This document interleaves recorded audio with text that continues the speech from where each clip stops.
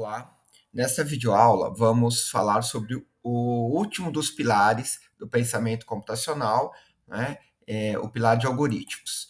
Só repassando rapidamente, a gente tem 4 pilares ali: a decomposição, algoritmos, abstração e reconhecimento de padrões. Eles podem estar presentes, todos ou parte deles, em algum tipo de atividade que a gente vai fazer, seja ela alguma abordagem de um conteúdo teórico, uma atividade prática, um exercício, um projeto, alguma coisa assim. Então, a gente vai trazer o último dos pilares aqui, complementando, né, nosso conceito aí dentro da disciplina de introdução ao pensamento computacional, do que é o pensamento computacional e seus pilares.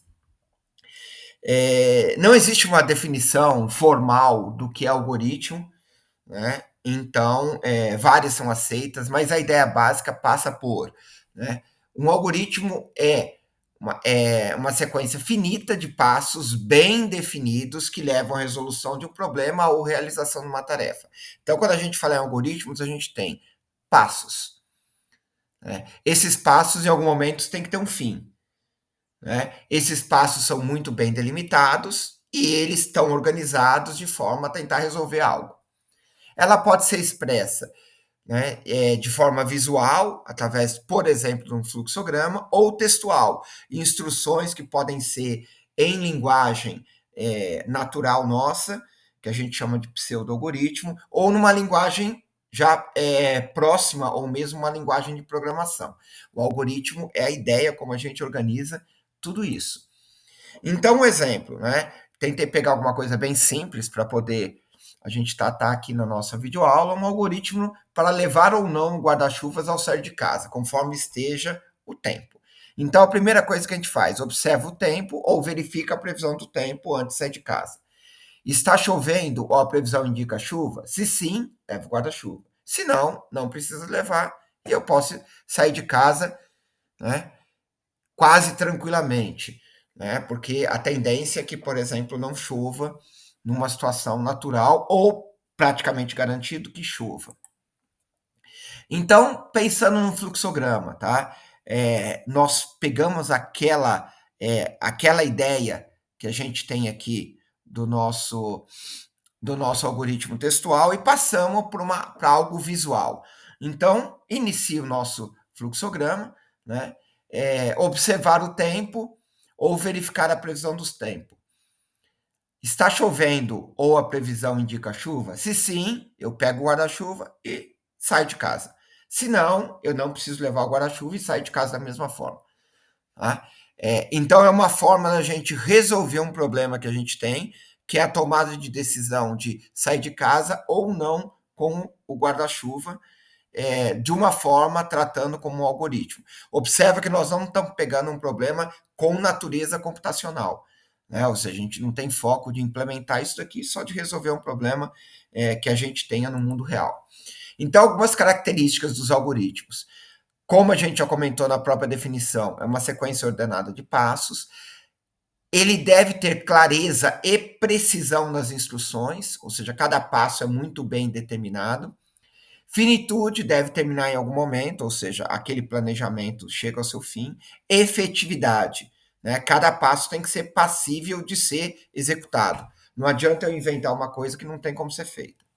E a entrada e saída de dados bem definidas, quando assim forem, né? No nosso caso, era a previsão do tempo, né? Você vê se está chovendo ou não, checa a previsão do tempo, são 2 entradas, né? E a saída é eu pegar o guarda-chuva para poder sair de casa, né? Fazer o ato de pegar um elemento. Então, isso tem que estar bem definido para que a gente tenha sucesso. Então, para a gente tomar aquela decisão, a gente, obviamente, tem que ter o guarda-chuva para poder sair com ele ou não, e tem que ter 2 informações.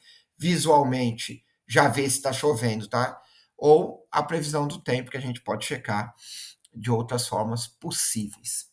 A importância dos algoritmos, né, relacionado ao pensamento computacional. Eles transformam soluções abstratas em ações concretas. Então, pega algo que está na ideia e leva para a concretude. Então, essas soluções são frutos dos demais pilares: abstração, reconhecimento de padrões e decomposição.